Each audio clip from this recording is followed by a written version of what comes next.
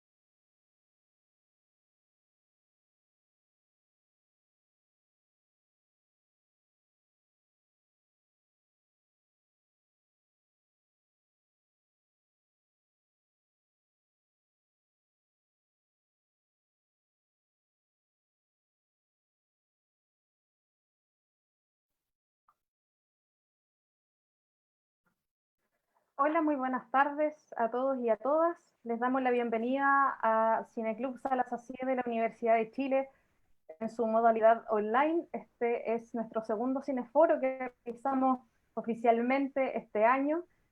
Así que desde ya les agradecemos a todas las personas que nos están siguiendo en la transmisión, que está saliendo por el Facebook de la Vicerrectoría de Extensión y Comunicaciones de la Universidad de Chile y el de la Cineteca de la Universidad de Chile. Así que ahí nos pueden ir siguiendo a lo largo de esta conversación. Pueden ir dejándonos también sus comentarios, sus preguntas al invitado del día de hoy, los comentarios que tengan sobre las películas que han compuesto este ciclo, etcétera. Después los vamos a ir incorporando. Bueno, el ciclo que estamos hoy día, vamos a estar conversando, se titula Poder Popular y Catástrofe. Es un ciclo compuesto por dos películas que estuvimos haciendo circular en nuestras redes. Una de ellas es La Espiral, realizada por Armand Matelart entre los años 1974 y 1975 y estrenada en Francia en el año 1976. Esta es una película que espero que la hayan podido ver en nuestro sitio. Es una película bastante larga, bastante extensa, de casi 2 horas y media, eh, que se centra en ir señalando distintos hitos y distintas estrategias que se fueron utilizando para poder frenar de cierta manera y desestabilizar el gobierno de la Unidad Popular, inicialmente para también obstaculizar las elecciones de Salvador Allende en el año 70. Cabe recordar que Armand Matelart vivió en Chile, estuvo viviendo en Chile desde el año 1962 hasta 1973 justamente. Entonces, él venía investigando este periodo, venía investigando todo el proceso político que se venía viviendo en Chile, así que obviamente a él le surge muy naturalmente esta intención de realizar esta película, que en realidad es algo que sí, una iniciativa que sí se le ocurrió después del golpe de Estado. Utiliza mucho material de archivo en esta película, material de prensa, material televisivo, fotografías, material fílmico que registraron otras personas. Eh, es una película que, como yo decía, el eje narrativo no es hacer una reconstrucción de la historia de la Unidad Popular, sino hacer un hilo conductor en las estrategias de todas las personas que se oponían a la Unidad Popular, la derecha en Chile, la colaboración, digamos, de Estados Unidos, todo un tema comunicacional que se trabajó eh, para poder, de cierta manera, desestabilizar a Allende y su gobierno, etcétera. Entonces, esa es una de las películas que componen nuestro ciclo que estamos presentando hoy día. Y la otra de estas películas es Los puños frente al cañón, de 1975, realizada por Orlando Lubert en conjunto con Gastón Ancelovici. Es una película que se comienza a filmar en el contexto de la UP, pero que se termina de realizar y se realiza el montaje de la película en Alemania.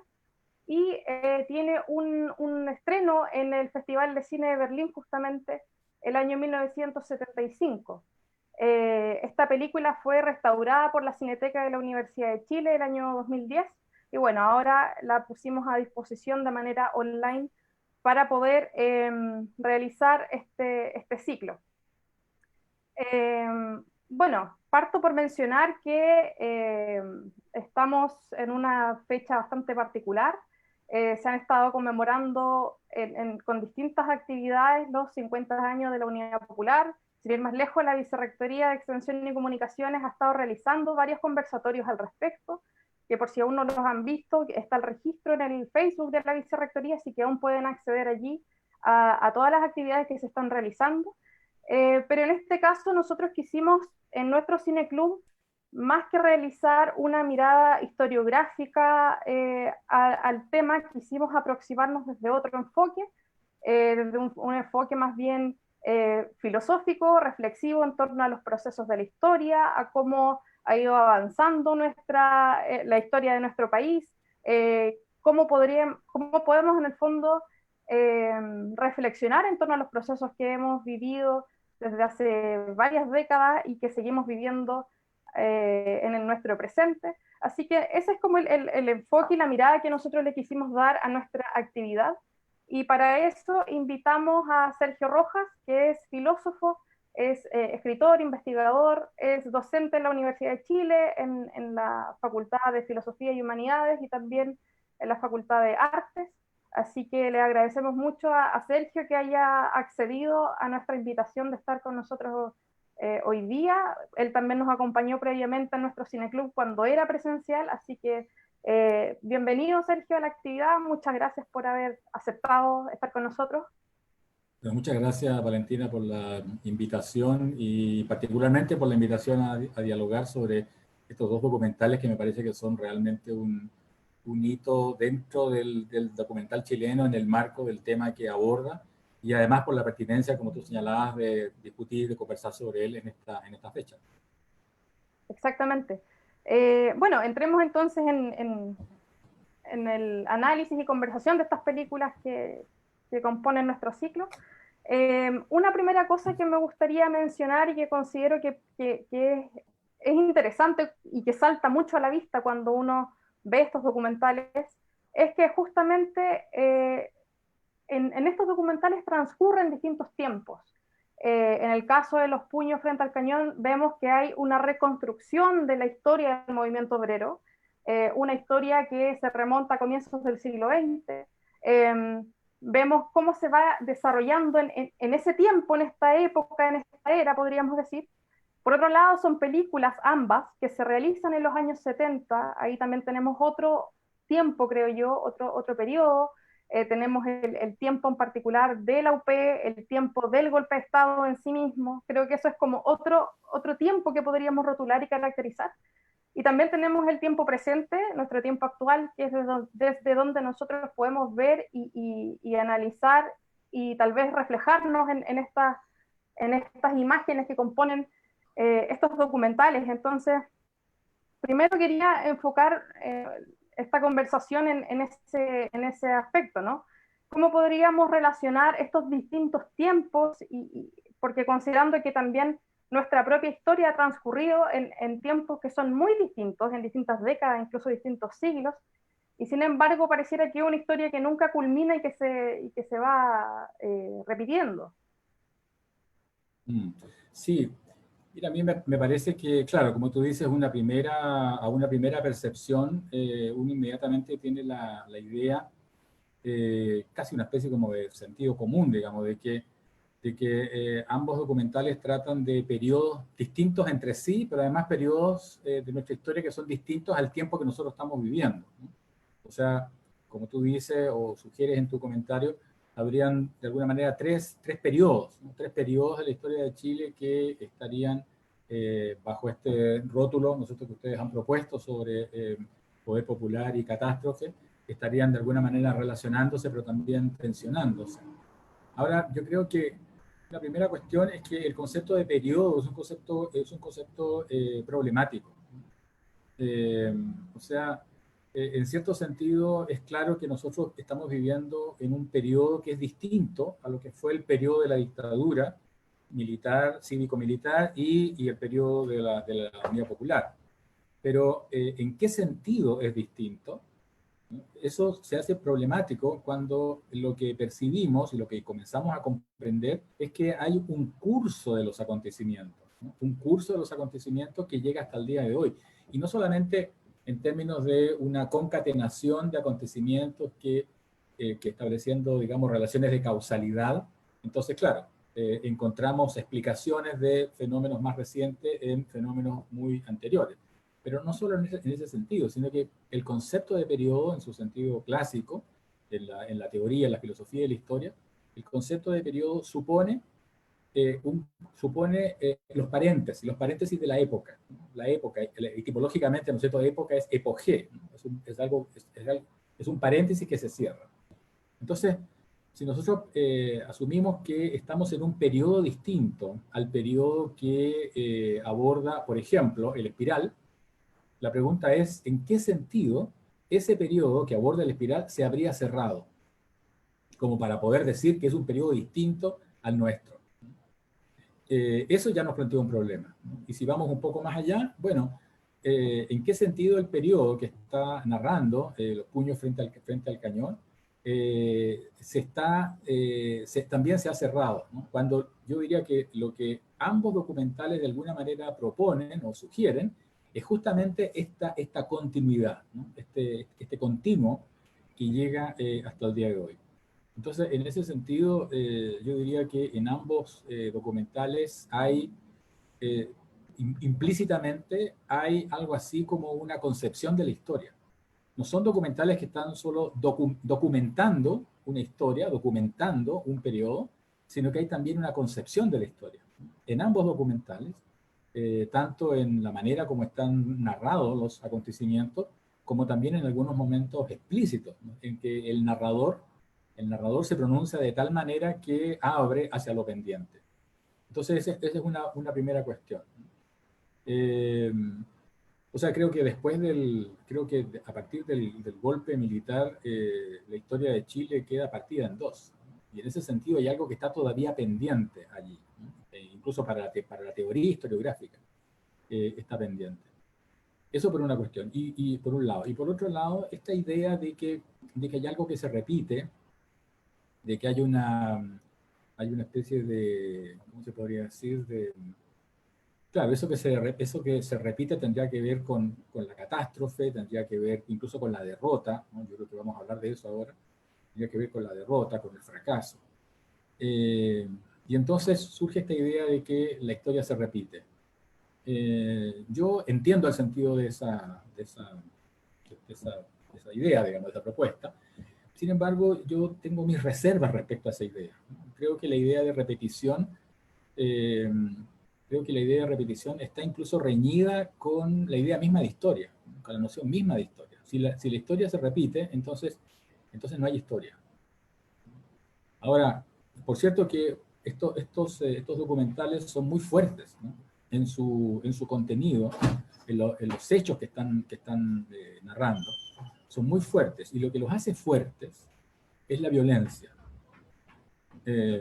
La violencia yo diría que es un elemento protagónico en ambos. Distintos tipos de violencia, pero también predominantemente, digamos, la violencia fáctica, ¿no? Contra los cuerpos. Entonces, claro, si uno piensa que ese elemento es el elemento protagónico, entonces estamos tentados de pensar que la historia se repite, ¿no? Porque la violencia se repite, la catástrofe se repite. Es posible, allí en donde lo que vemos es violencia, es posible pensar algo así como una historia. Y yo creo que ambos documentales lo que proponen es que sí, que hay una historia. Hay una historia, incluso allí en la violencia, allí en donde uno pudiera pensar que se repite la violencia, se repite la represión, la cárcel, la muerte, hay una historia. Eso sería mi primer comentario, digamos, ¿no? Respecto al tema que propones. Claro, es bastante interesante porque esa yo creo que es justamente la idea de historia que nosotros tenemos habitualmente, ¿verdad? Es como una historia causal, como tú decías, que en el fondo estamos inmersos en ciertos procesos políticos, ciertos procesos sociales, se están exigiendo y demandando cosas determinadas, y lo que se esperaría es que esas cosas se resuelvan, que esa demanda se acoja y se ejecute o se rechace y no se ejecute. De cierta manera creo que implícitamente siempre tenemos por debajo, de manera tácita, esa concepción de historia cuando hablamos de la historia de Chile en este caso. Y me parecía muy interesante lo que tú hablabas respecto a los tiempos, porque justamente son tiempos que uno difícilmente puede determinar y decir cuánto dura. Es decir, yo parto esta presentación señalando que justamente ahora se están haciendo conmemoraciones respecto a los 50 años de la Unidad Popular. Siempre se hacen otras conmemoraciones también, conmemorando el golpe de Estado, conmemorando una serie de hitos, podríamos decir, identificables en el tiempo, que uno les puede asignar una fecha, en algunos casos asignar una hora incluso, pero creo que son acontecimientos que en sí mismos uno no sabe hasta cuándo duraron efectivamente, es decir, uno podría decir, ok, salimos de la dictadura oficialmente, comenzamos una transición a algo así como la democracia, pero yo no sabría decir si terminamos esa transición, si todavía estamos en transición a algo, a qué estamos en transición y cómo sería esa democracia. Entonces, y esto lo vinculo con otra pregunta que te quería hacer justamente, que tiene que ver con la idea de utopía y de esperanza, algo que también fue un elemento muy presente en la época de la Unidad Popular, y creo que también fue muy presente en la medida que iba transcurriendo el tiempo y después se fueron acabando los años de la dictadura. Yo creo que ese era evidentemente un lema, un eslogan, una idea muy, muy patente y muy presente. Pero me gustaría que comentáramos un poco eso. Nosotros le pusimos a este ciclo Poder Popular y Catástrofe de manera un poco provocativa también, en el sentido de que no es tan obvio cuál es la catástrofe en primer lugar. La catástrofe sería el bombardeo a la moneda, sería la dictadura en sí, y también cae esa especie de problema de cuándo empieza la catástrofe, cuándo se termina esta catástrofe. La catástrofe también podría ser, en este caso, lo que se comienza a vivir después, cuando ya comienza directamente la dictadura en Chile, digamos, post periodo UP. Podría esa también ser la catástrofe y todos los años que la siguieron. Entonces, el título nuestro también era un poco una provocación en ese sentido. Pero bueno, retomo la pregunta, ¿no? En el fondo, ¿cómo podemos vincular estas ideas también de utopía y de esperanza en relación a la catástrofe? ¿Cómo lo podríamos articular eso? Sí, sí, bueno, la catástrofe tiene como un triste prestigio histórico. El concepto de catástrofe nos remite nos remite a lo irreversible. Cuando hablamos de la catástrofe, a diferencia del desastre, a diferencia de algo terrible, pero a lo cual no se constituye todavía en catástrofe, cuando hablamos de la catástrofe, a diferencia de esas otras nociones, estamos hablando de algo irreversible, ¿no? Algo ha ocurrido y algo se ha partido en dos. Entonces, claro, ¿qué es lo que quedó atrás? ¿Qué es lo que se derrotó? Tú mencionabas lo de lo utópico. Me parece que eso es muy, muy importante, muy interesante, porque a ver, una pregunta que desde el presente suele hacerse a propósito, digamos, sobre, sobre estos periodos, ¿no? Tiene que ver justamente con la pregunta por el sentido utópico que estaría contenido en esos acontecimientos que se exponen, ¿no? Concretamente en este caso en los acontecimientos que se relatan en los puños frente al cañón y el espiral. Entonces, desde el presente se podría pensar que hay allí un sentido utópico muy fuerte, y entonces nos preguntamos, ¿se trata acaso de periodos de nuestra historia, esos periodos anteriores, ¿no? ¿Se trataría de periodos de nuestra historia en que las luchas sociales fueron portadoras de un fuerte contenido utópico? Y de ser así, ¿sería esta una diferencia esencial entre esos periodos y nuestro presente? Un presente que se caracterizaría más bien por una especie de agotamiento, ¿no? De agotamiento político, de agotamiento ideológico, de individualismo, etc. Pienso que lo que caracterizó a la Unidad Popular no fue una utopía. O sea, creo que la Unidad Popular no fue una utopía, sino que fue un proyecto político, social, concreto, con un trabajo, se documenta y se señala suficientemente en el Espiral, un trabajo de décadas, con eh, un programa de acciones que no se asemejan a un discurso utópico. O sea, es cierto, había esperanza, había fe, había optimismo, había momentos festivos, pero el Espiral deja ver que existía también plena confianza había plena confianza, por una parte, en la conciencia popular que se había creado y al mismo tiempo en las fuerzas adversas contra las que se luchaba día a día.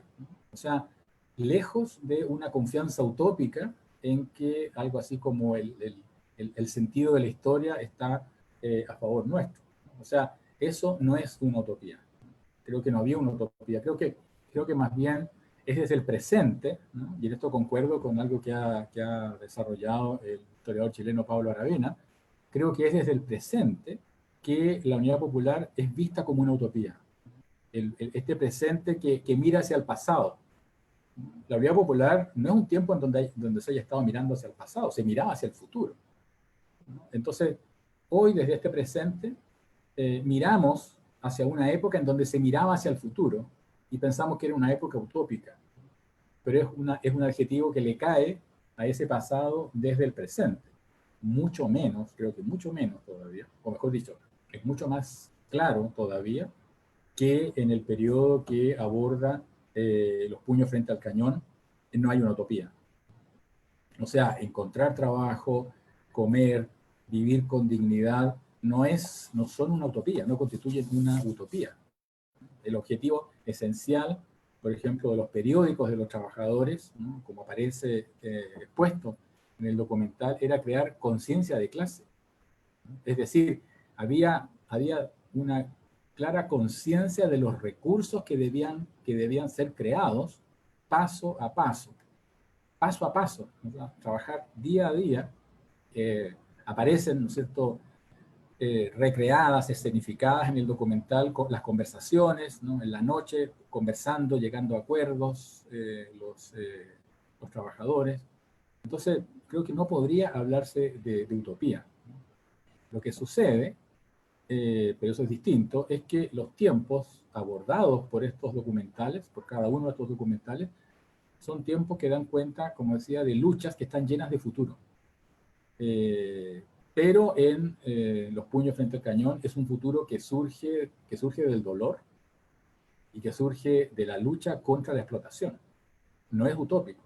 O sea, la frase que aparece citada en el documental, la frase de Recabarren, dice, no tiene nada que esperar el pueblo de otra parte, sino de su propio esfuerzo conjunto. Esa es una frase contra la utopía. Incluso más adelante, ya acercándose al final del documental, es decir, al periodo que cubre, se reflexiona también lo que se denomina la ilusión del reformismo. La ilusión del reformismo que divide a la clase obrera. Entonces, en ese sentido, no hay utopía, es otro tipo de lucha, ¿no? Y en el espiral, también nada, podríamos decir, en el periodo que se cubre fundamentalmente en la Unidad Popular, yo diría nada menos utópico que el sentimiento de que el momento había llegado. O sea, no es utópico, no es algo que está en el futuro, que en décadas más, no. El sentimiento que había, si hablamos de sentimiento, es que el momento había llegado. O sea, la clase trabajadora había llegado al gobierno y había llegado democráticamente, ¿no? Que es algo que el documental El Espiral reflexiona muy detenidamente, porque es algo que hace de este proceso un proceso único en la historia del siglo XX, en el mundo. Eso, digamos, respecto al tema de la utopía. Sí, claro, me quedé pensando también en esto que decías de lo fuerte que son estos dos documentales en el sentido de ser, de tratar de reflejar procesos. Creo que en ambos casos es eso, o sea, no es como un registro de una cosa, no es centrarse en un solo aspecto de algo, sino que más bien tratar de hacer una especie de construcción de lo que fue en ambos casos fueron procesos bastante extensos, bastante planeados, que fueron muy, ¿cómo decir?, muy ordenadamente dispuestos. Eh, y creo que eso también es algo que tienen muy en común estas dos películas, que, como digo, se centran mucho en una cosa que va como avanzando en el fondo. Eso es lo que vamos viendo en ambos documentales, cada uno a su manera, digamos. Pero sí me surge entonces la inquietud y la pregunta de qué sería para ti lo político de estas imágenes. Es decir, bueno, se han estado haciendo algunos conversatorios también sobre cine político, pero en el fondo el cine político vendría siendo como el registro de un proceso político en sí. O sea, eso haría que esta película sea una película política, eh, o podríamos de pronto atribuirle este adjetivo de político a otro elemento, Mm. en el caso de las imágenes. ¿Cómo ves tú esa relación? Claro, a ver, yo creo que ese es un tema absolutamente fundamental para abordar especialmente estos dos documentales. A ver, ambas películas tratan de la catástrofe en relación, eh, ambas películas tratan de la catástrofe en relación con la historia del movimiento popular en Chile. Eh, Esto implica desde ya una lectura de la historia. O sea, en el entendido de que lo que denominamos historia no se identifica con el pasado. Hablar de historia no es simplemente hablar del pasado, como si la historia fuese eso que pasó, sino que la historia es una manera de leer el pasado. Dicho de otra manera, digámoslo de otra forma, historia es lo que el presente le hace al pasado, ¿no? Lo transforma en historia, ¿no? Lo lee historiográficamente.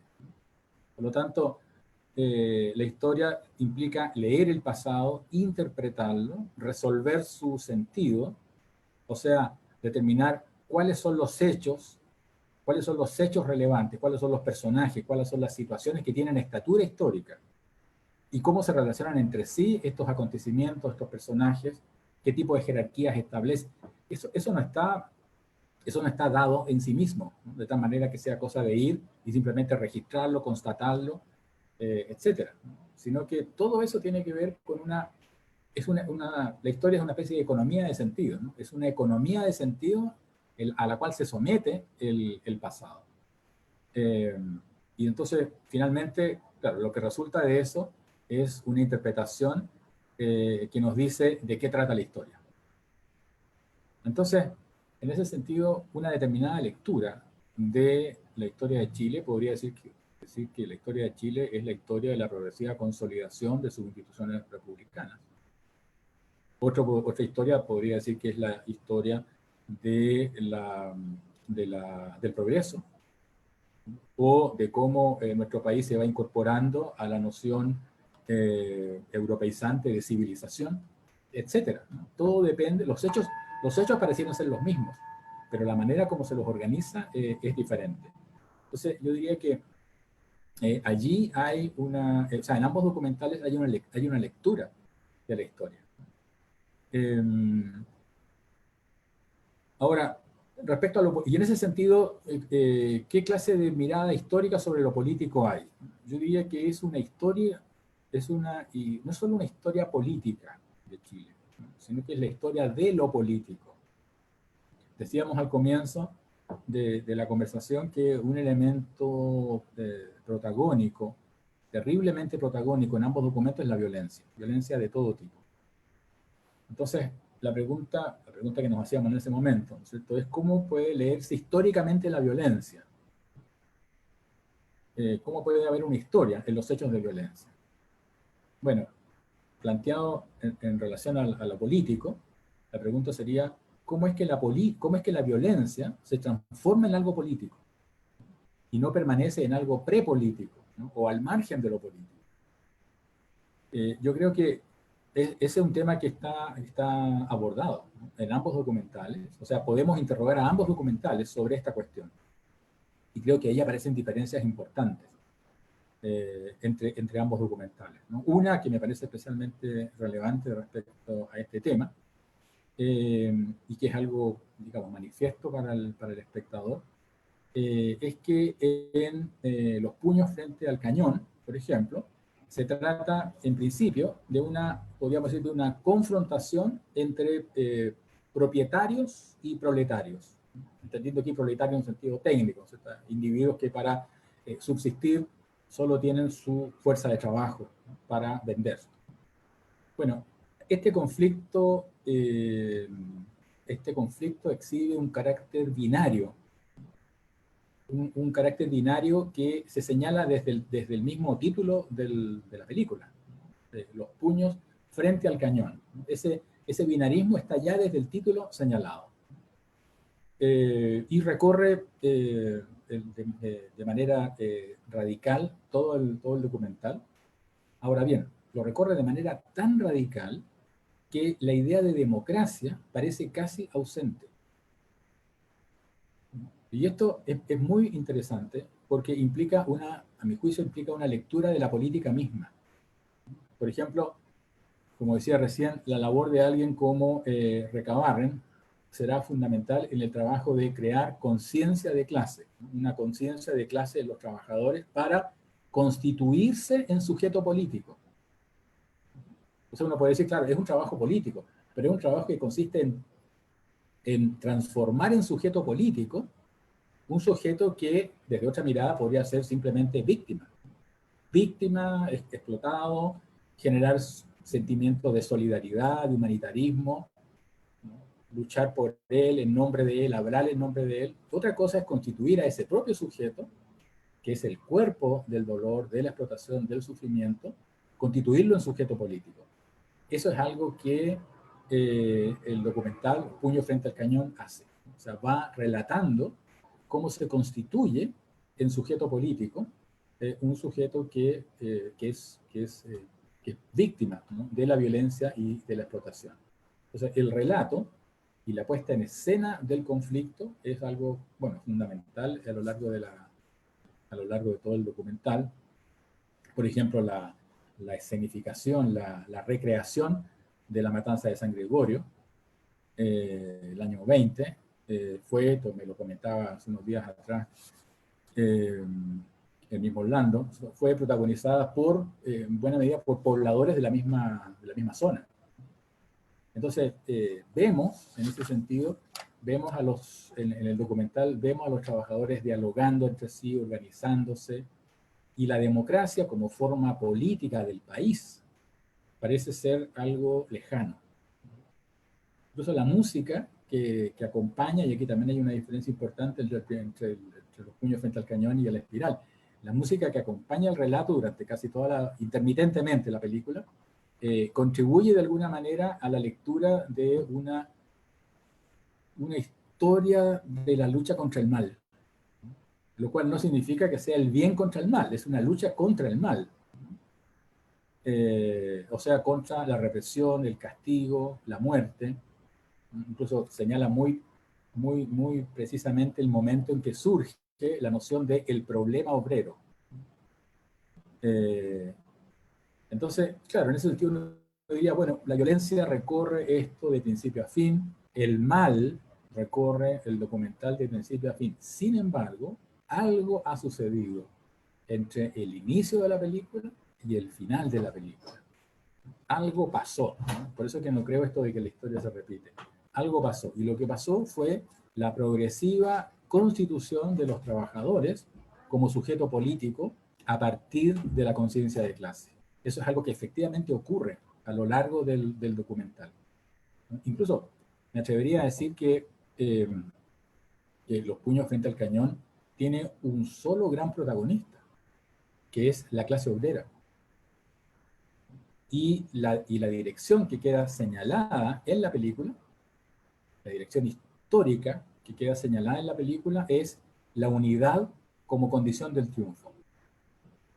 Incluso cuando la película termina, el documental termina en un momento en que el movimiento obrero es en cierto sentido derrotado, y el diagnóstico es claro en el mismo documental, ¿no? Han perdido la unidad.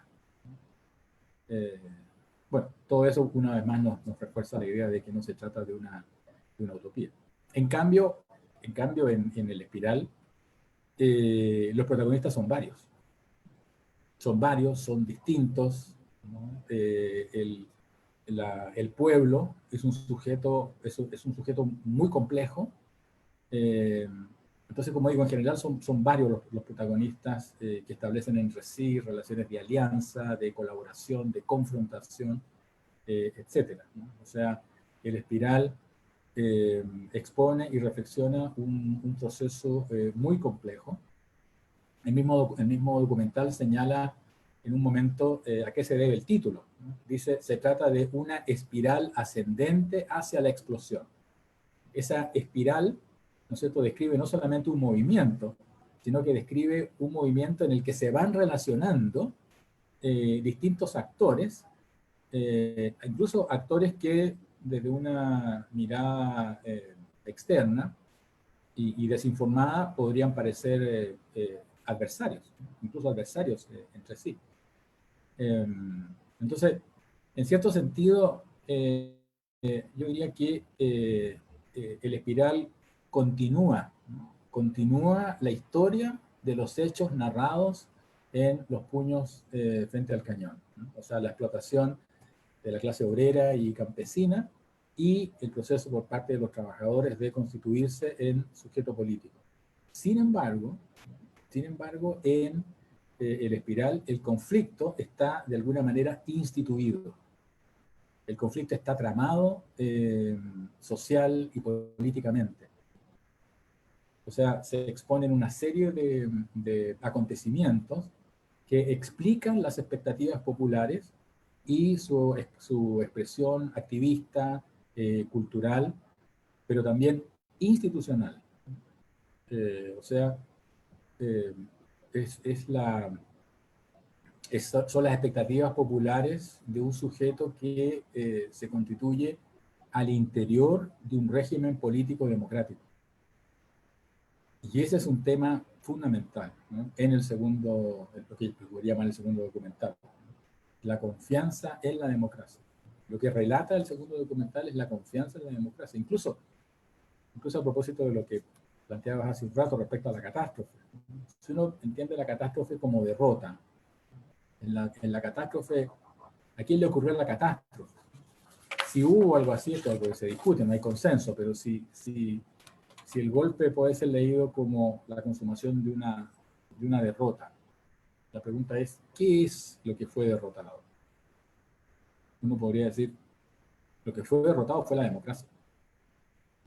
Y eso es algo que el documental, no esa tesis explícitamente lo que estoy señalando, ¿no? Pero algo en lo cual se detiene el documental como un elemento fundamental, es en la confianza hasta el último momento de Allende en la institucionalidad democrática. En ese sentido, uno podría decir lo que relata el documental, El Espiral, es el colapso de la democracia.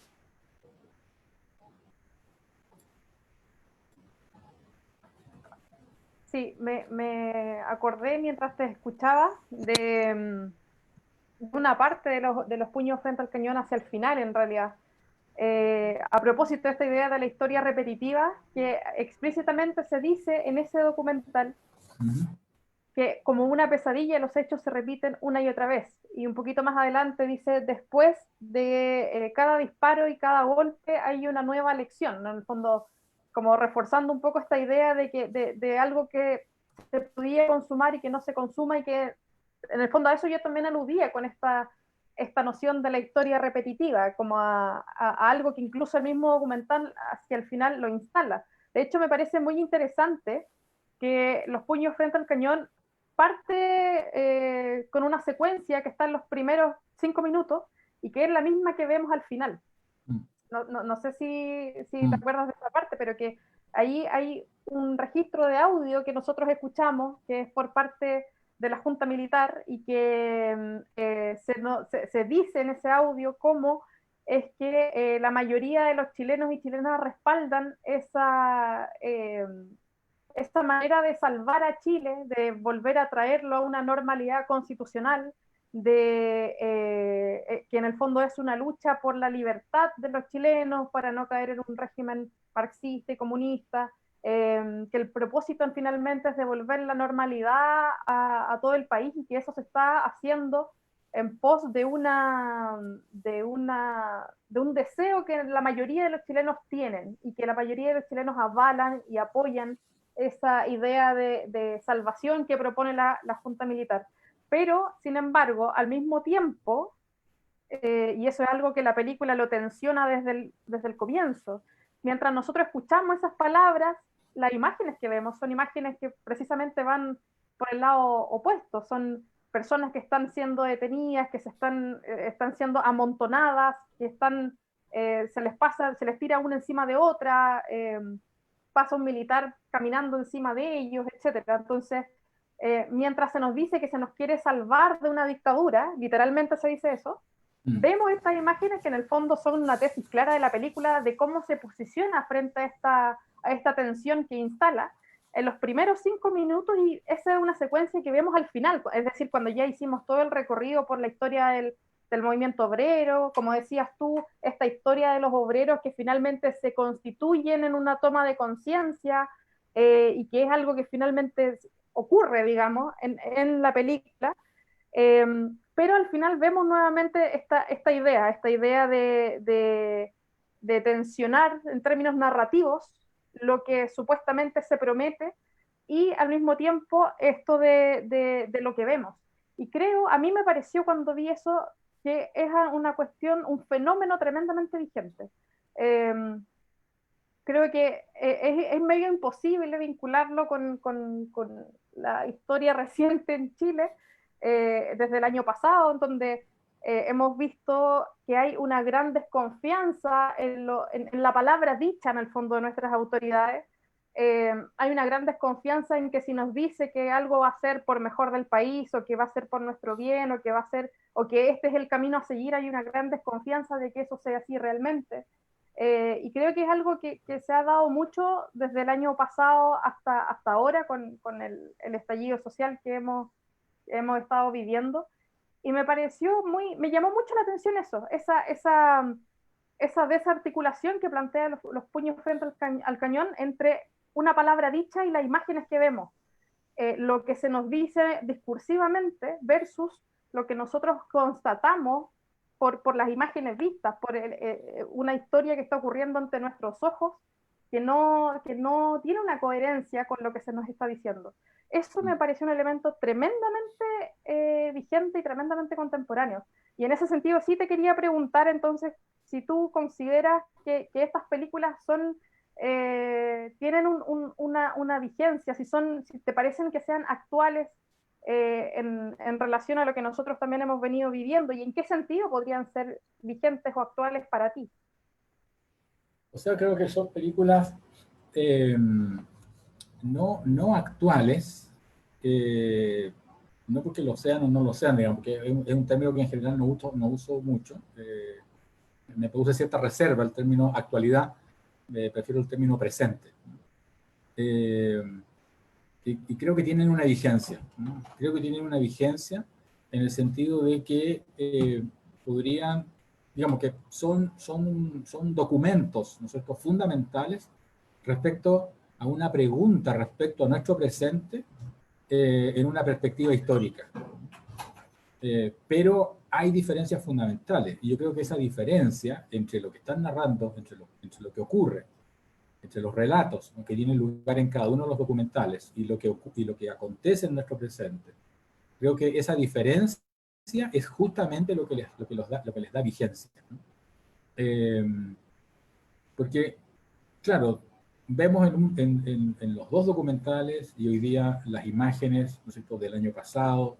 ¿Qué es lo que vemos? Vemos a la policía reprimiendo, vemos al ejército reprimiendo a un pueblo, a una ciudadanía desarmada, etc.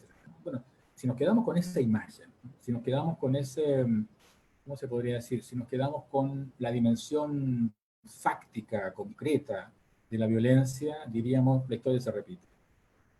Si nosotros, creo que si pensáramos, o si yo pensara realmente eso, sería muy deprimente. O sea, si la historia se repite y no ha dejado de repetirse, entonces yo tendría que haber aprendido ya hace mucho rato que la lucha está perdida. Ahora alguien podría decir cínicamente, bueno, tal vez el hecho de que se sea derrotado una y otra vez no sería la prueba de que la lucha está perdida una y otra vez. Y yo creo que si nos detenemos y ahora concretamente, particularmente si nos detenemos en el problema desde estos documentales, lo que vemos que esa no es la conclusión. O sea, en Los puños frente al cañón, es el relato de cómo tiene lugar en Chile, en las primeras décadas del siglo XX, una lucha que es a escala planetaria. El documental va estableciendo relaciones, sintonía, incluso en un momento establece una especie de sintonía epocal entre la Primera Guerra Mundial, la Revolución Rusa y ciertos acontecimientos concretos que tienen lugar en Chile, Puerto Natales, ¿no es cierto? Una matanza terrible, el Lota, un triunfo obrero. Entonces, que fueron los acontecimientos que dieron lugar en la lectura del documental a lo que se denominó el problema obrero. En el Espiral se subraya en cambio, ¿no? O sea, por eso no se repite, ¿no? En cambio, en el Espiral se subraya lo que hace a la Unidad Popular un fenómeno sociopolítico único en el mundo. Lo que se está narrando en Los puños frente al cañón no es esencialmente, o no se presenta como un fenómeno único en el mundo, es un fenómeno a escala planetaria, y se narra la manera como se está viviendo en Chile. En cambio, en el Espiral, lo que se subraya es justamente que la Unidad Popular es un fenómeno único en el mundo. O sea, el exitoso proceso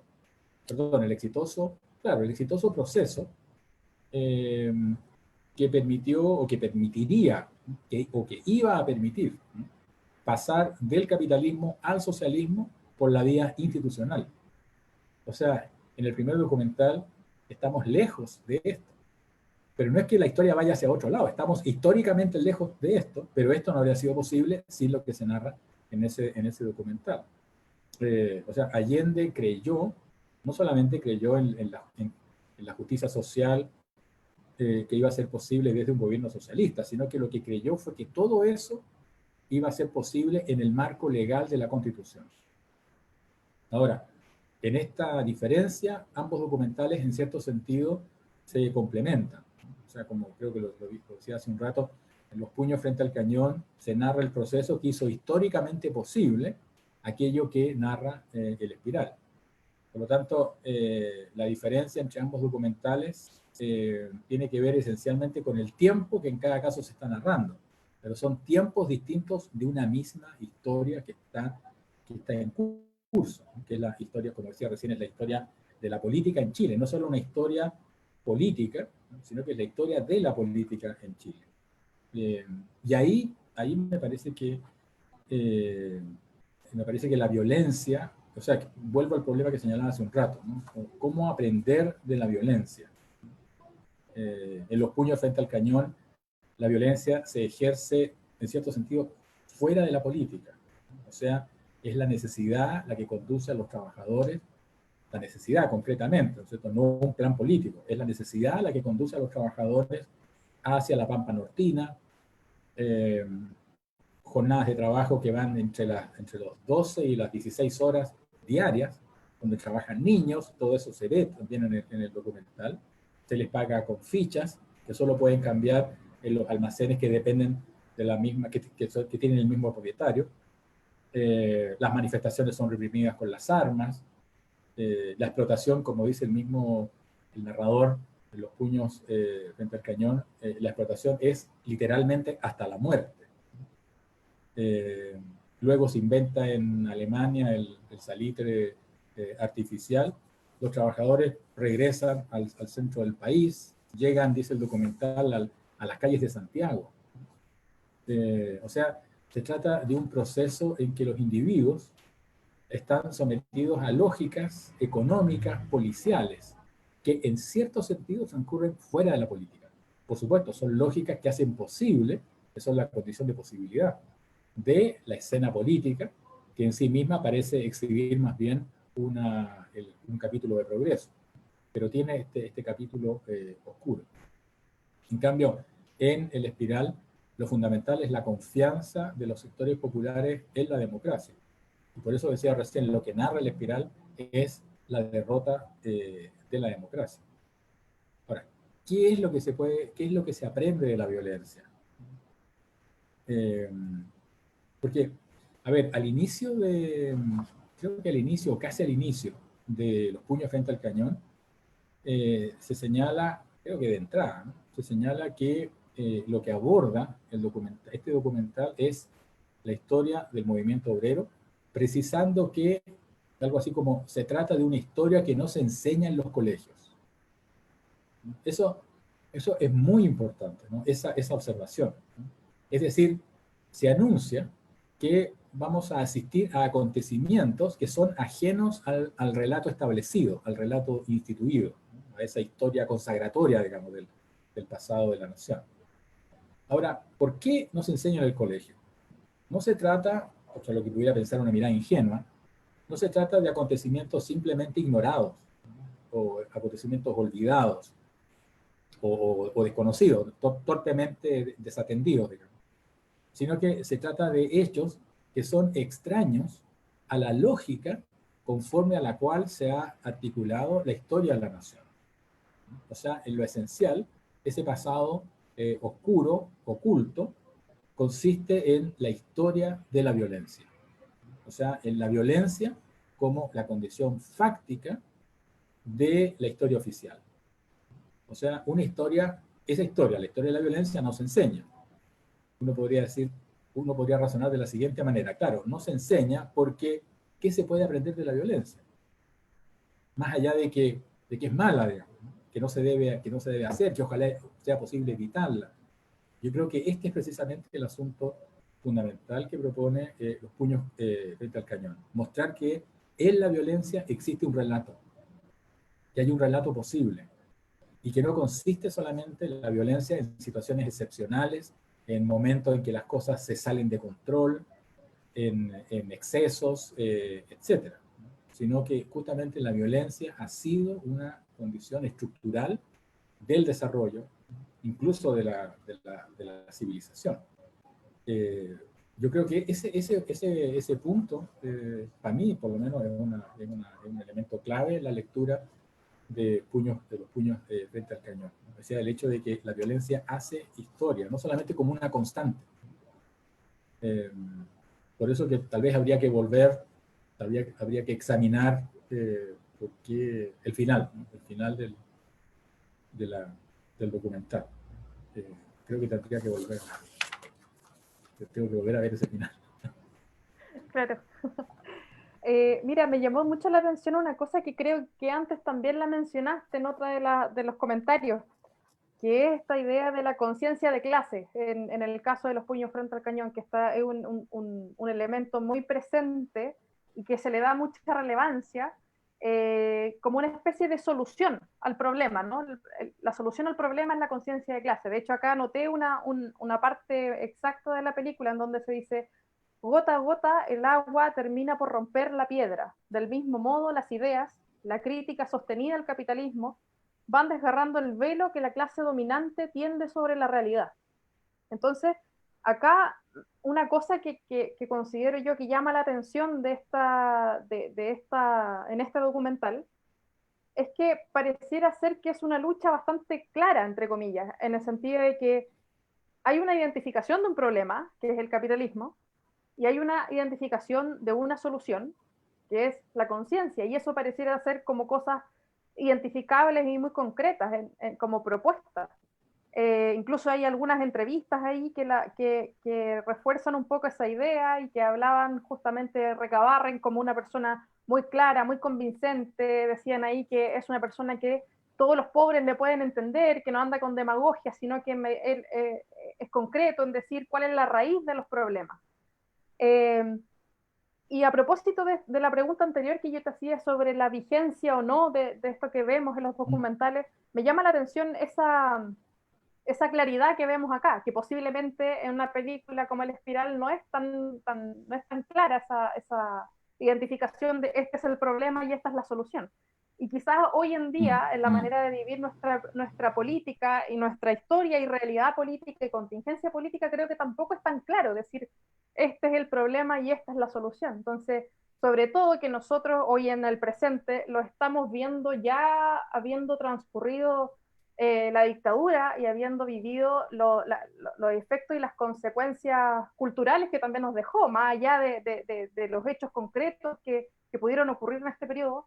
Es una transformación cultural, una transformación social y en términos educativos, etcétera. Entonces, eh, también me llama la atención eso, no sé cómo lo ves tú, esa transformación quizá de una cosa que parece ser concreta e identificable a un problema que ya no es tan claro, que no es tan preciso, con soluciones que tampoco sabemos cuáles son. Uno no podría como establecer la fórmula en el fondo hoy en día, creo yo. Es decir, el problema es este, la solución es esta. ¿Cómo ves tú ese tema? Claro, en el documental Los puños frente al cañón termina justamente declarando una tarea. La tarea que consiste, dice el narrador, en hacer de Chile una lección, aprender de cada golpe. Entonces, lo que en el relato de Los puños frente al cañón, lo que hace de la violencia un proceso histórico es justamente, como lo subrayabas tú, la progresiva conciencia de clase de los trabajadores. No solamente, ¿qué significa conciencia de clase? No significa la conciencia, la unidad de las víctimas, en el sentido que comparten el mismo dolor de la represión, del capital, sino que es la conciencia de que son el sujeto que produce ese capital. O sea, que son el pilar de la sociedad, en el fondo.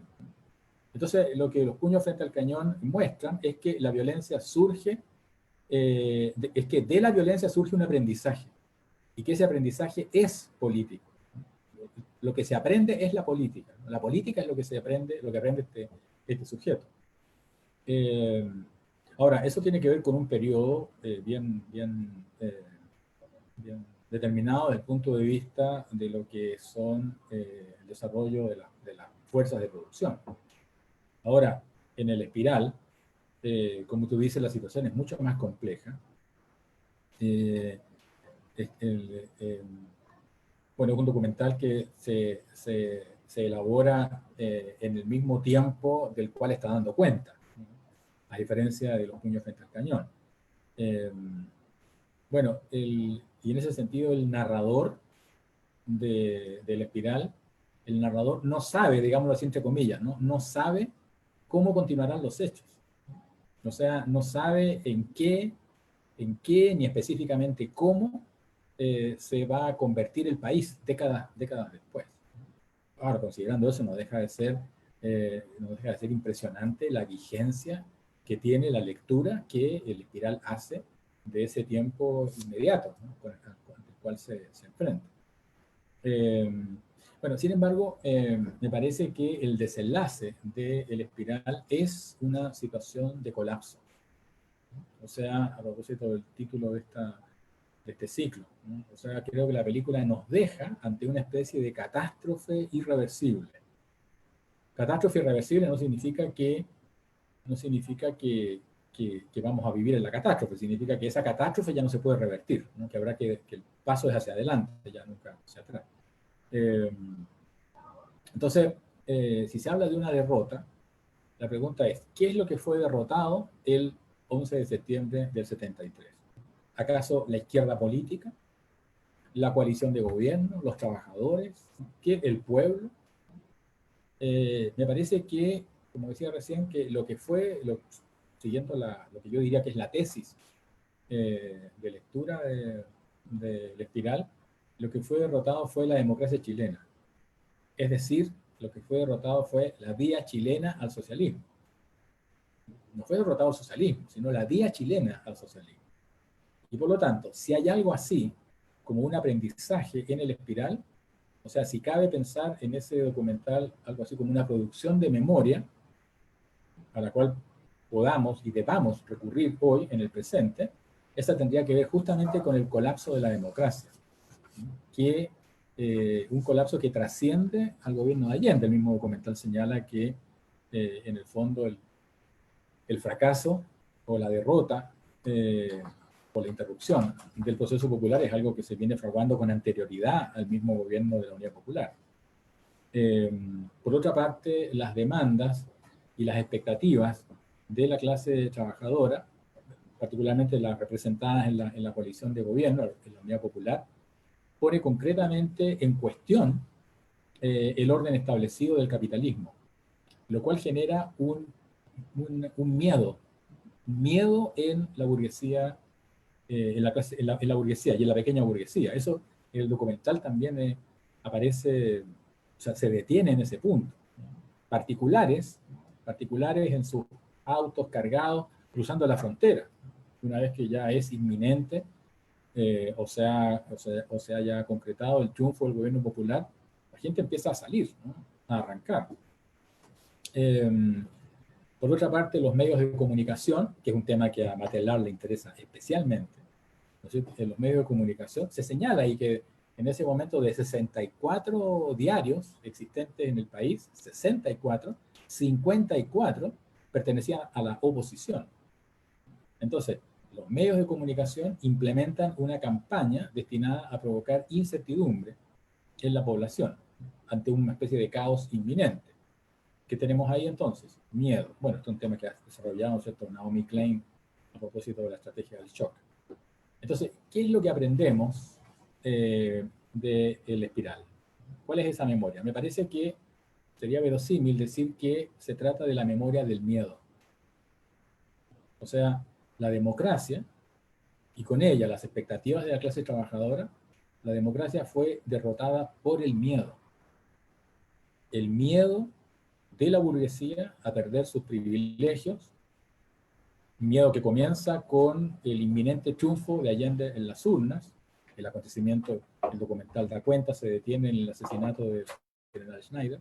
El miedo, en determinado momento, provocado por los medios de comunicación, el miedo de un sector importante de la población en general, miedo a la incertidumbre, a la inestabilidad, el miedo a una confrontación, entre comillas, sin destino. O sea, lo que se instala es el miedo. Podríamos decir que esa es la manera como el golpe logra en determinado momento contar con un apoyo tan importante de la ciudadanía, cosa que no habría ocurrido de ninguna manera en el comienzo del gobierno popular. A todo lo contrario, digamos, el gobierno popular va aumentando el apoyo y de pronto se produce el golpe con un apoyo importante de la ciudadanía. Bueno, el documental está reflexionando eso y es efectivamente un proceso muy complejo. Lo que ocurre hoy, yo diría que aumenta esa complejidad. Ahora, ¿en qué sentido aumenta la complejidad? Yo creo que, a ver, para decirlo con dos ideas, ¿no?, muy generales. La primera de ellas es, hoy vivimos, no solamente en Chile, digamos, a nivel planetario, es una de las consecuencias del desenlace del siglo XX, el fin de la Guerra Fría, etc., en la crisis o agotamiento de la idea de hegemonía. El concepto de hegemonía, sobre todo el concepto gramsciano de hegemonía, bueno, Matelar en alguna parte hace referencia, ¿no es cierto?, a lo importante que fue Gramsci en algunos aspectos teóricos para la elaboración del documental El Espiral. El concepto de hegemonía fue a lo largo del siglo XX un concepto fundamental para la constitución del sujeto político. El concepto de hegemonía va a entrar en crisis, ¿no?, en agotamiento. Hoy día el término hegemonía es un término descalificador, ¿no? Se puede acusar a alguien de hegemónico, ¿no?, o de querer hegemonizar, cuando fue el concepto fundamental de la constitución del sujeto político en el siglo XX. Entonces, hoy día existe lo que algunos teóricos llaman las políticas de la identidad, ¿no?, una multiplicación de sujetos. Por eso que el concepto de conciencia de clase en muchos casos nos remite al siglo XX, que está ahí, digamos, ¿no?, pero que es el siglo pasado. Yo creo que tiene que ver con eso, entre otras cosas, el hecho de que la historia no se está repitiendo, ¿no? Allí en donde pareciera que hay ciertas cosas que se están repitiendo, no. No obstante, estos dos documentales dan cuenta de tramos en nuestra historia que son fundamentales para lo que está sucediendo hoy. Sí, Sergio, me gustaría leerte algunos comentarios o preguntas que nos han llegado. Uno es de César Castillo, que dice, cuando dice que estas películas vehiculizan una concepción de la historia, piensa que es una concepción que se deriva de su momento de producción, por ejemplo, en La Espiral, el momento de la derrota.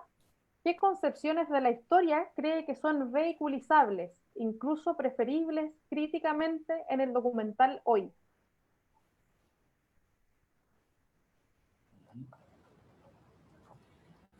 Claro, a ver, a mí me parece que lo primero es que la historia es, como decía recién, un relato. Eh, Eso es lo primero. O sea, nos podemos preguntar qué tipo de concepción de la historia es la que estos documentales elaboran o proponen, pero lo que de todas maneras ocurre es que en toda mirada sobre el pasado hay una historia que se elabora. Ahora, en este caso, eh, o sea, considerando esto que acabo de decir, yo diría que visionado, el visionado de ambos documentales no nos conduce justamente a pensar que la historia se repite. Subrayo esta sintonía entre ambos documentales, ¿no? A propósito de la pregunta, ¿no? O sea, si subrayamos a la violencia como siendo en sí misma la, entre comillas, protagonista, o sea, el motivo medular, ¿no? Del relato de las luchas sociales, entonces el pasado simplemente nos abisma. Eh, Como decía Frank Ankersmith, teórico de la historia, decía, la historia es una ciencia deprimente. No existen las páginas felices, ¿no? Las páginas felices no hacen historia. Entonces, claro, ante eso uno, ¿qué es lo que hace? Uno termina bajando la vista, indignado, derrotado, o elevándola hacia el cielo, esperando la redención en otro plano de la existencia. Bueno, estos documentales nos detienen ante la dura y difícil facticidad del pasado. Y lo que aprendemos en estos documentales es precisamente que es posible leer una historia allí.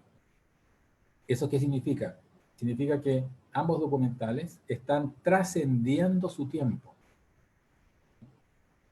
No podría decir que están leyendo esa historia de esa manera porque estaban en ese momento, sino que ambos documentales, en la medida en que están leyendo históricamente, algo que de suyo no se presenta históricamente, es la facticidad desatada. Entonces, tener la capacidad anímica, intelectual, reflexiva, teórica, estética, ¿no? Para poder generar esa distancia, ¿no? O al revés, digamos, generar esa relación con los hechos que permita comprenderlos en una perspectiva histórica, yo diría que es justamente trascender, no negar, no situarse en otro tiempo, sino que es trascender el tiempo en el que se encuentra. Ese es un punto. Y el otro punto tiene que ver con, aunque no está en la pregunta, pero me parece que se relaciona, es el hecho de que ambos documentales trabajan con material de archivo. Y eso me parece que es un tema muy importante, porque,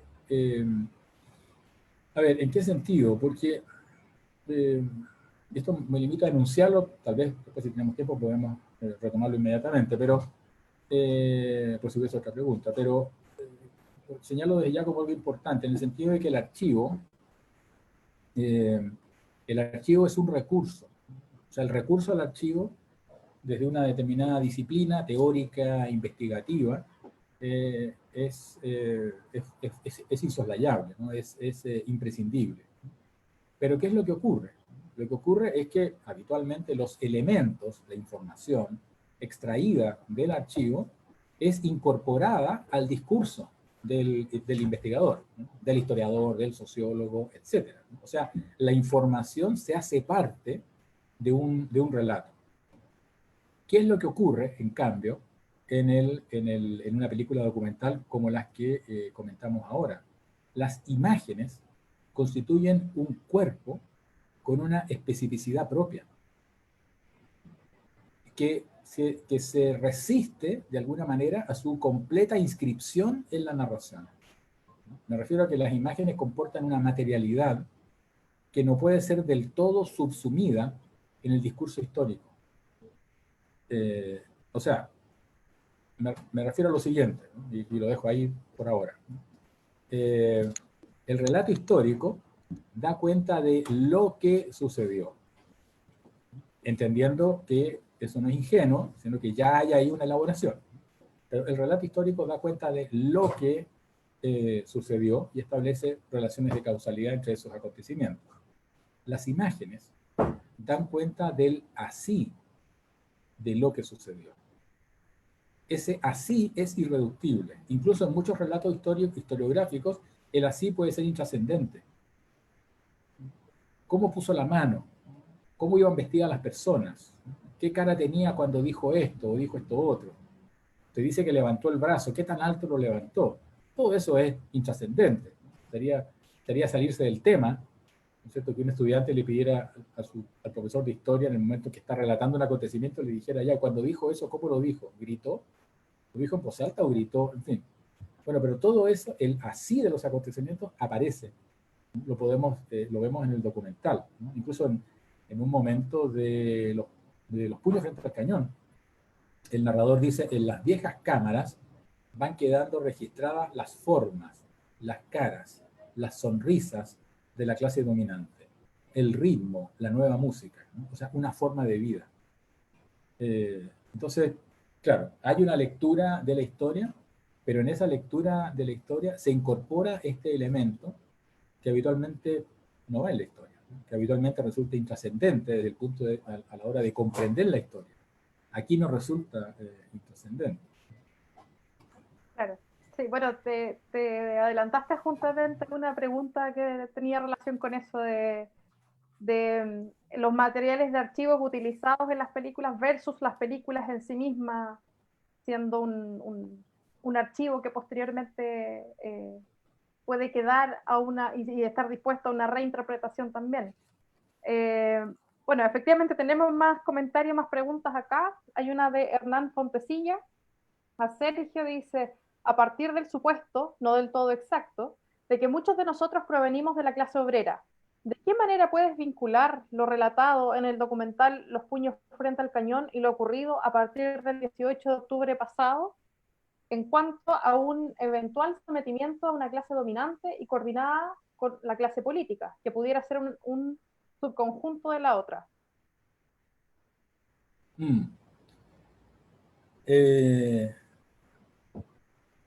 Claro. A ver, a mí me parece que mi hipótesis de lectura es que lo que viene ocurriendo en Chile, lo que viene sucediendo en Chile en los últimos 20, 30 años, es un proceso de progresiva despolitización y una progresiva también desdemocratización. Despolitización y desdemocratización. Y ese proceso tiene lugar en la medida en que la relación con la política, la relación con la democracia, se va transformando en un acto eleccionario. O sea, algo que ocurre en determinado momento. La democracia consiste en que yo voto, en que yo elijo a mis representantes. Bueno, si la democracia consiste en eso, entonces, claro, la democracia tiene ciertas fechas en que acontece. E incluso alguien podría decirse, yo me declaro apolítico, entonces me resto a eso. Porque la política también ocurriría en determinadas fechas puntuales, y el resto no hay política. Y la democracia, bueno, es solo en ciertos momentos. Entonces, si nosotros nos fuimos convenciendo de esa idea, entonces, claro, hay un proceso de progresiva desdemocratización y despolitización. Y lo que se va instalando es lo que se denomina el neoliberalismo. Ahora, el neoliberalismo, como yo lo leo, es la catástrofe del capitalismo. El neoliberalismo no es un sistema, el neoliberalismo no es un modelo, no es una ideología. El neoliberalismo es la catástrofe del capitalismo. O sea, es lo que sucede cuando el capitalismo llega a tal radicalidad que comienza a colapsar. Por eso que hablar del fin del neoliberalismo es equívoco, porque sería como hablar del fin del fin. El neoliberalismo es el fin del capitalismo, lo cual no significa que hayan buenas noticias y que esto va a ocurrir en unos meses. El fin del capitalismo puede tomarse todo el siglo XXI. Entonces, ¿qué es lo que sucede acá? Lo que sucede, ¿qué es lo que sucede en octubre? Lo que sucede es que emerge, así lo leo, he escrito un par de cosas sobre eso, emerge una dimensión infrapolítica. Y eso es lo que ocurre. Una dimensión infrapolítica, por ejemplo, si lo llevamos a una imagen, ¿no es cierto? La imagen de 1.200.000, 300.000 personas en el centro de Santiago, desde una cierta lectura pudiera parecer un acontecimiento máximamente político, es la recuperación o la renovación de la política. Desde mi hipótesis, es una hipótesis de trabajo, es un momento en donde viene a consumarse la despolitización. Eso que está ahí es un hecho infrapolítico. Ahora, la política se hace con la infrapolítica, ¿no? O sea, es lo infrapolítico lo que se politiza. Y el proceso que tendrá que venir ahora es un proceso de politización de eso que ha ocurrido. Ya pareciera haber cierto consenso, todo pareciera, ¿no? Vamos a ver qué pasa, pero pareciera que hay un cierto consenso de que la política y la democracia no consisten en actos eleccionarios. Lo cual no significa, entonces la tarea se nos pone difícil, pues eso significa que no significa desechar la democracia, ni no creer en las elecciones. Significa que hay que politizar esta realidad. Y es ahí en donde aparece un concepto que yo creo que en cierto sentido sería,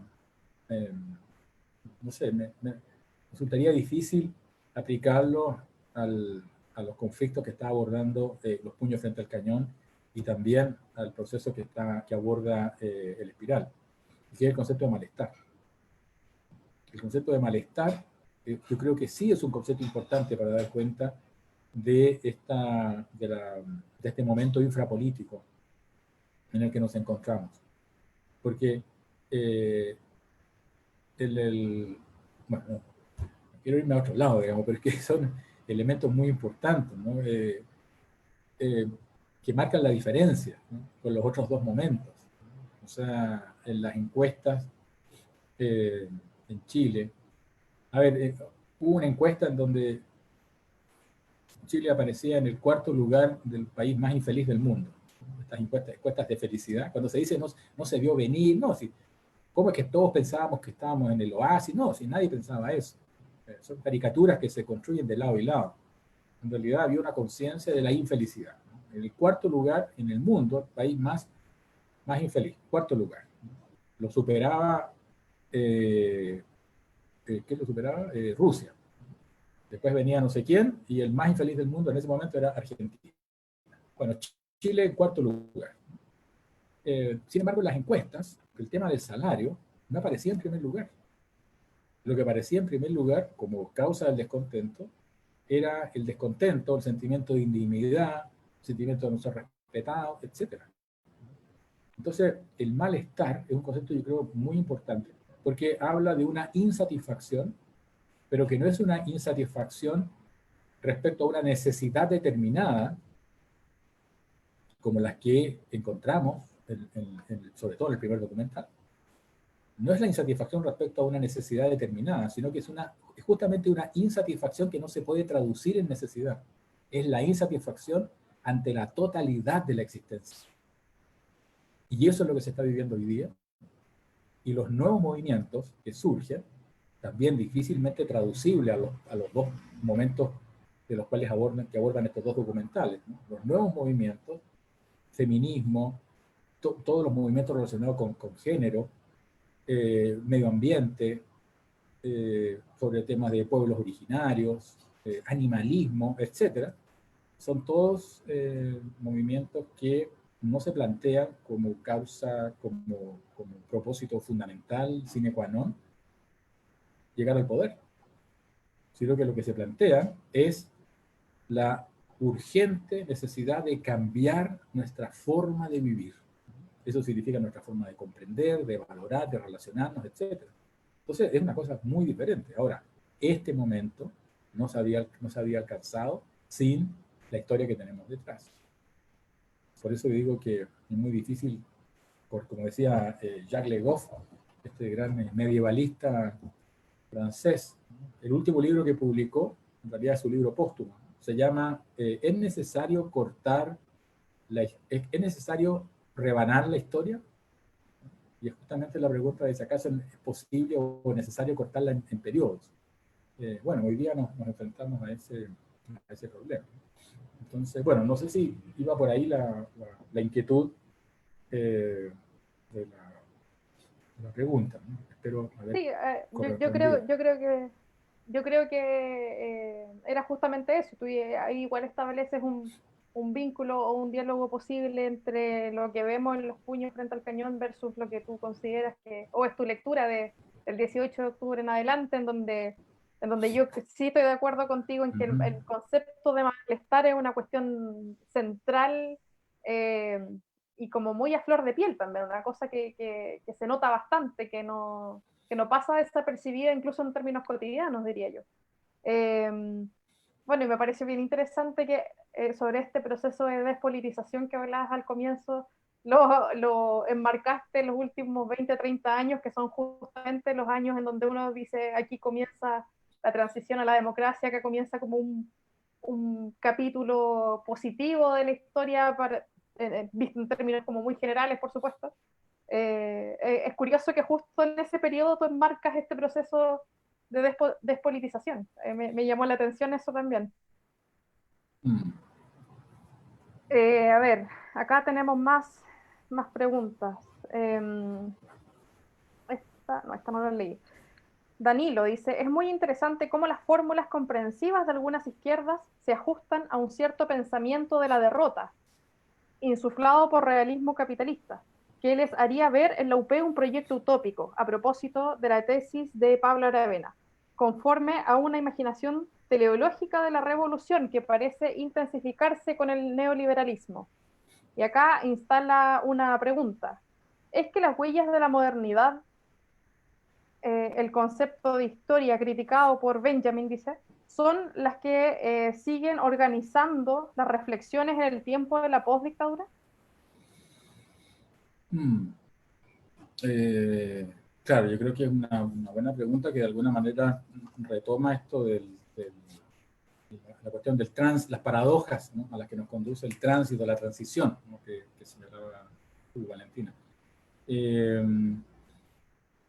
A ver,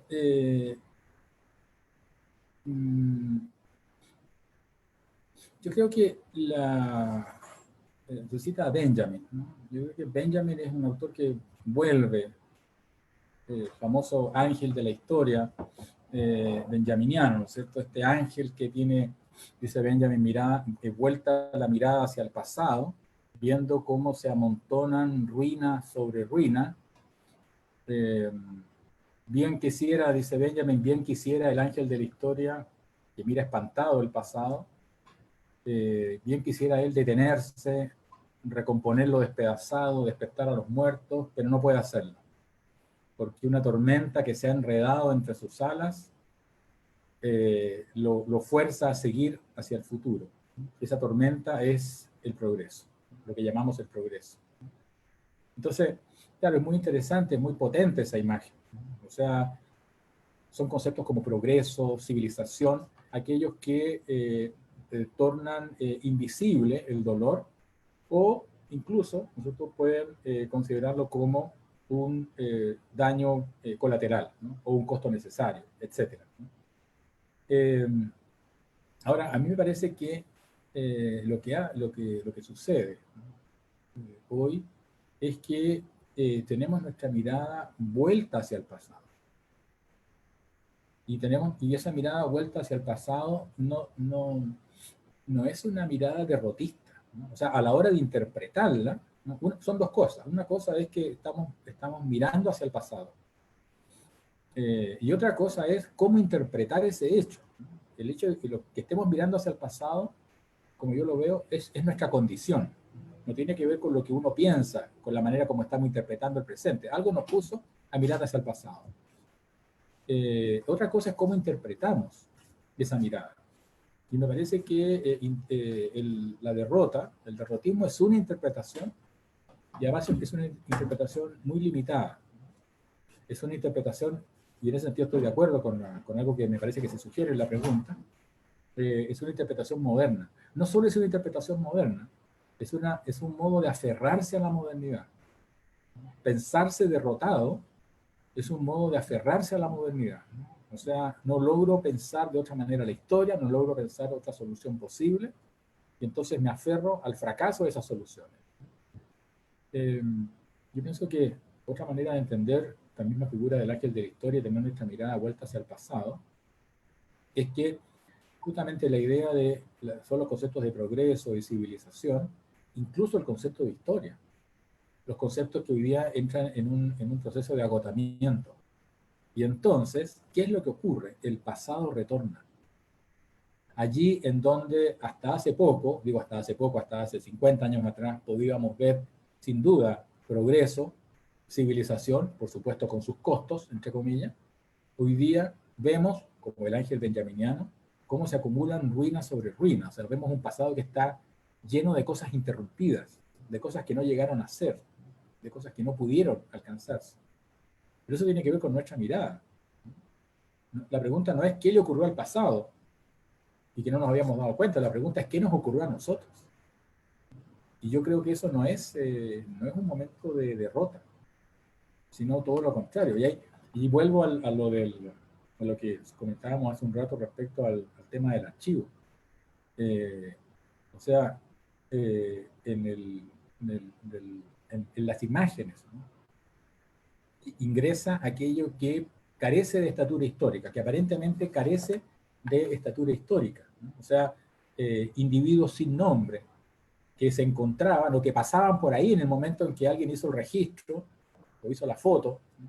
Y uno hoy día, a lo mejor hace 50 años no, pero hoy día uno no puede dejar de preguntarse quién será esa persona, quién habrá sido, casi como una especie de ejercicio, de un inevitable ejercicio. Uno se hace esa pregunta, ¿no? O sea, se trata de todo ese pasado que carece de estatura histórica. Bueno, ese pasado que carece de estatura histórica es casi todo el pasado.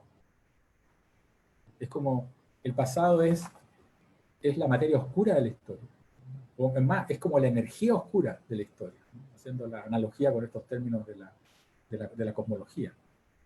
Entonces, en las imágenes que vemos, ese pasado histórico parece como diseminarse, parece texturarse, como astillarse.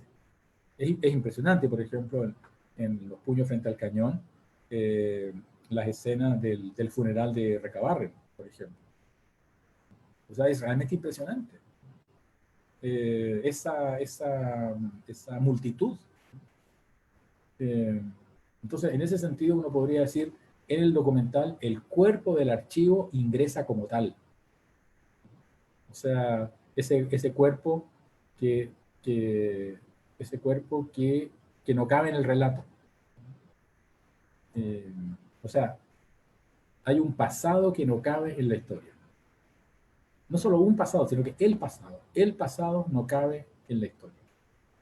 Lo cual no significa que entonces vamos a dejar de hacer historia. Significa que nuestra relación con la historia hoy ha de tener inevitablemente presente este hecho, que el pasado no cabe en la historia. O sea, esta idea que en algún momento podía ser el ejercicio epistemológico de un teórico, de saber que la historia es una economía de sentido a la cual somete el pasado, hoy día tendrá que irse transformando en una especie de saber que nos conducirá a otra forma de hacer política, ¿no? Quizá a otra forma de relacionarnos. Entonces, bueno, sintetizo en ese punto, ¿no? Creo que la derrota es una manera de leer el hecho de que estamos mirando al pasado, ¿no? Pero no es que estemos mirando el pasado porque hemos sido derrotados y nos quedamos sin futuro.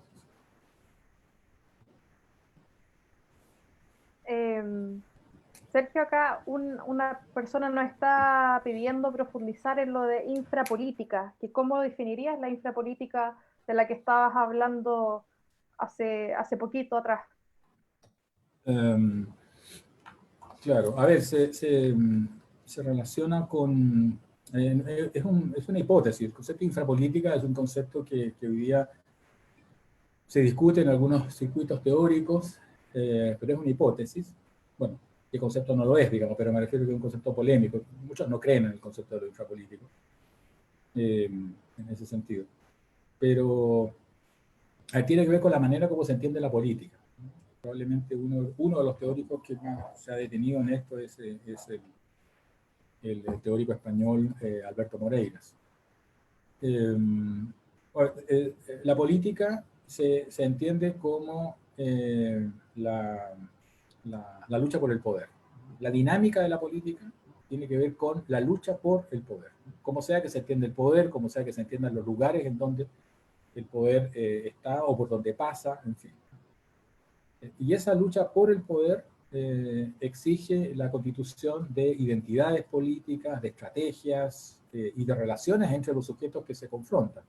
Relaciones justamente de oposición, a veces de alianza, etc. Entonces, ingresar en la política o ingresar en lo político implicaría justamente ingresar en esta lucha. La infrapolítica resulta justamente del fracaso, del agotamiento o de la crisis de la lucha política. Es un concepto que permite, entre otras cosas, ¿cierto? Permite pensar la crisis o el agotamiento de la política sin caer en lo apolítico, por ejemplo. Entonces, la infrapolítica tiene que ver fundamentalmente con eso. Ahora, ¿cómo se la entienda en cada caso? Hay algunos teóricos que piensan que se puede ser sujeto de la infrapolítica. De pronto uno lee en ellos frases como nosotros, ¿no? Nosotros los infrapolíticos, ¿no? Como si pudiera ser una opción. Mi perspectiva es que no. No es que uno pueda conducirse a la infrapolítica como si la infrapolítica fuese un plan de acción, una manera de pensar.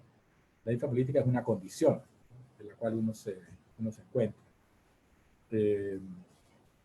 Yo creo que el individualismo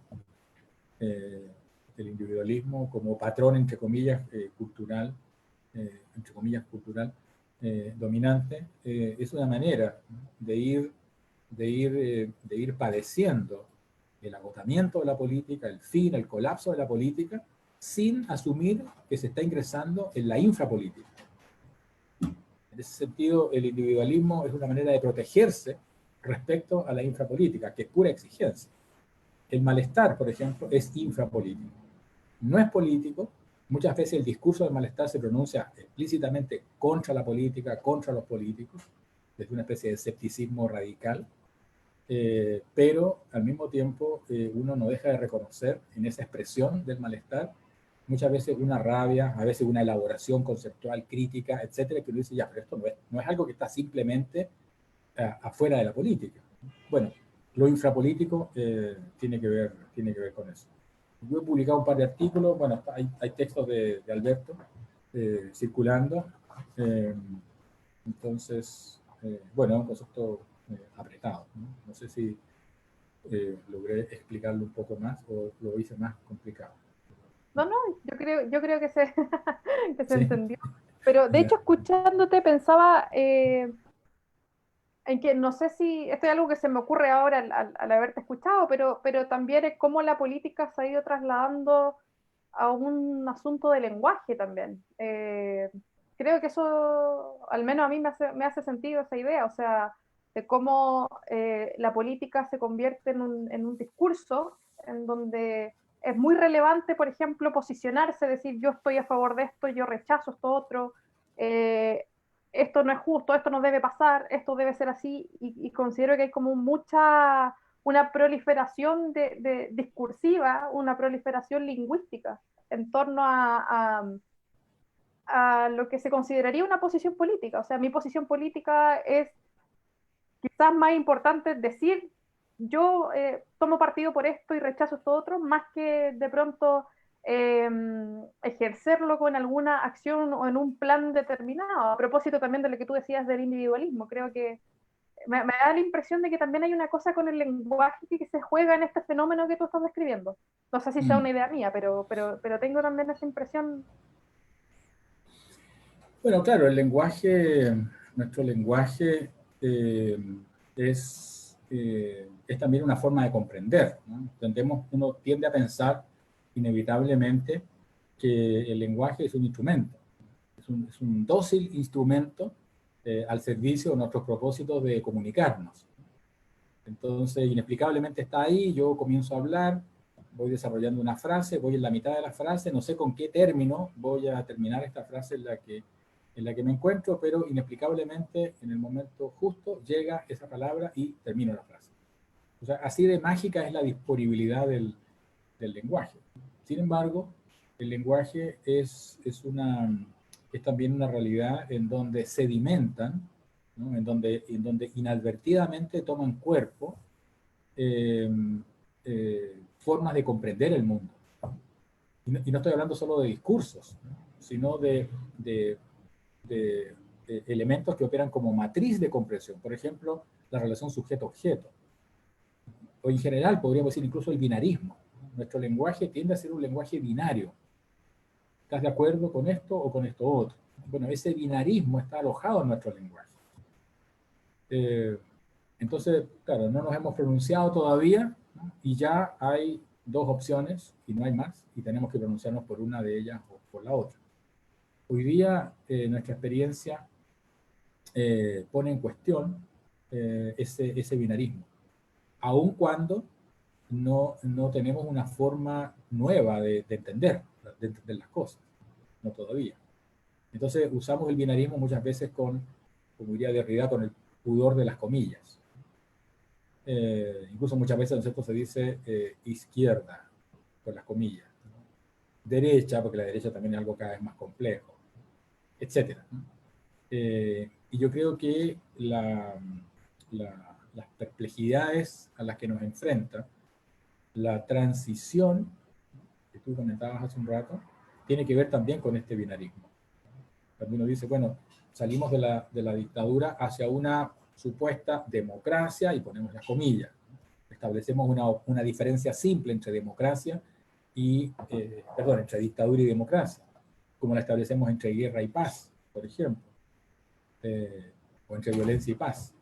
¿Cómo entender entonces el hecho de la Guerra Fría? El mismo concepto de Guerra Fría pone en cuestión la diferencia entre guerra y paz. ¿Cómo entender el concepto de pacificación? El concepto de pacificación habitualmente se refiere a la violencia pacificadora, la violencia que se ejerce en nombre, incluso que se ejerce en nombre de los derechos humanos, para justificar la intervención de una potencia sobre otro país. Bueno, ese binarismo entonces hoy día está en cuestión, está en crisis. Y con ese binarismo está en crisis una cierta manera de comprender políticamente nuestra experiencia, ¿no? que estaba cargada por ese binarismo, como señalas tú.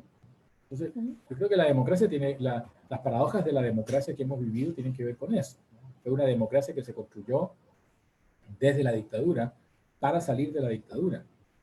No está la democracia en un lado, perdón, la dictadura en un lado, la democracia en el otro, y la ciudadanía haciendo el tránsito de una a otra.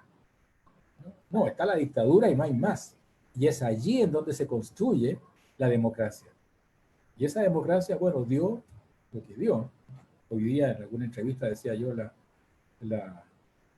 el, el país que va a cambiar la Constitución en buena medida fue producido por esa misma Constitución, que va a ser cambiada. Ahí los binarismos quedan radicalmente puestos en cuestión, por lo menos entre comillas. Claro. Bueno, voy a leer una última pregunta para después ir cerrando. Es bien breve, al menos la pregunta, no sé la respuesta. Dice, ¿cómo relacionaría la conciencia de clase con la democracia?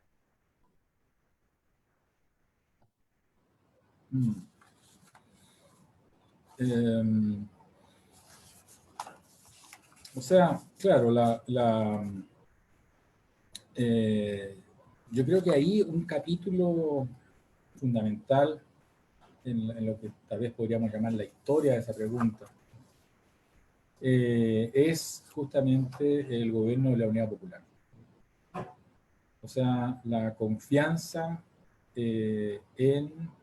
la confianza de la Unidad Popular, pero particularmente de Allende. No sé si incluso la confianza o la necesidad de creer en la vía democrática, en la institucionalidad.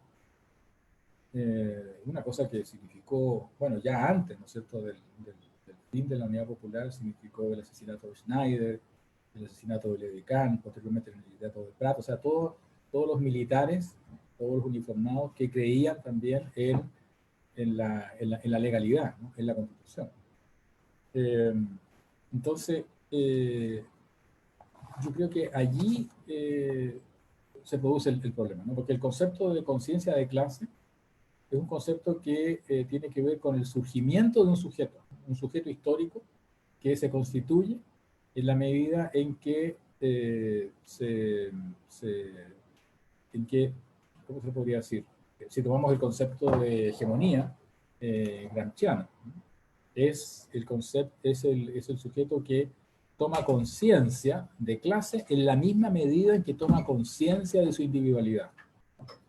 O sea, el concepto de conciencia de clase ahí se tensiona con el individualismo y también se tensiona con la masa. La conciencia de clase, gramscianamente entendida, no es la conciencia de que se pertenece, que se es parte de un grupo, que se es parte de un sujeto, digamos, ¿no?, masivo. Es la conciencia de la individualidad en la misma medida en que se es consciente de pertenecer, de ser parte de una clase que se define por el lugar fundamental que ocupa en los procesos, procesos materiales de producción de la vida en determinado momento. Entonces, en ese sentido, la democracia aparece como una realidad. O sea, el concepto de conciencia de clase está directamente relacionada con el conflicto político. Entonces, la pregunta, el problema, ¿no es cierto?, es cómo darle lugar al conflicto político en la democracia. Y ahí, bueno, habrá que volver sobre lo que significó la experiencia del gobierno popular. No es que el aprendizaje sea, bueno, se puede o no se puede, ¿no?, sino que qué fue lo que sucedió en ese momento. Pero yo creo que, bueno, es una buena pregunta, justamente porque no se puede responder simplemente. Incluso no podría decir la pregunta, no sé si explícita o implícitamente, la sola pregunta supone al menos la tensión que existe entre ese sujeto que se constituye como conciencia de clase y que por lo tanto se constituye en relación a un conflicto y la democracia. Bueno, es lo que se me ocurre por ahora comentar. Tremenda pregunta. Bueno, vamos en realidad a cerrar ya el cineforo. No sé si se me habrá pasado alguien por ahí, pero realmente se nos pasó volando el tiempo. Me doy cuenta que ya son casi 2 horas de actividad que hemos tenido. A las personas que todavía no hayan podido ver los documentales, siguen disponibles en el sitio www.cineclubuniversitario.uchile.cl. En ese mismo sitio vamos a ir subiendo todas las películas de este ciclo y de los ciclos que vamos a seguir haciendo durante el año. Así que guarden ese sitio, ténganlo ahí a mano para que lo puedan ir revisando más adelante. Ahí ponemos también la información de nuestros siguientes temas a trabajar, las películas, los invitados de cada ocasión. Así que para que lo tengan a mano, las películas siempre quedan disponibles un tiempo y después se bajan, así que todavía pueden entrar a ver ambos documentales que hemos comentado hoy, La Espiral y Los Puños Frente al Cañón. Además, Los Puños Frente al Cañón, aprovecho de comentar, va a quedar disponible en el archivo que tiene la Cineteca de la Universidad de Chile. El sitio es www.cinetecavirtual.uchile.cl. Ahí van a quedar de forma permanente los puños frente al cañón, así que para que también lo puedan ver, difundir y todo lo que quieran. Bueno, Sergio, muchas gracias por la participación en este largo y profundo y extenso cineforo. No sé si hay alguna última cosa que quisiera que se te haya quedado ahí medio pendiente o no sé. Bueno, quedaron muchas cosas pendientes, en realidad, que tenían, yo creo que es un rendimiento de nuestra conversación. Yo creo que, a ver, algo que,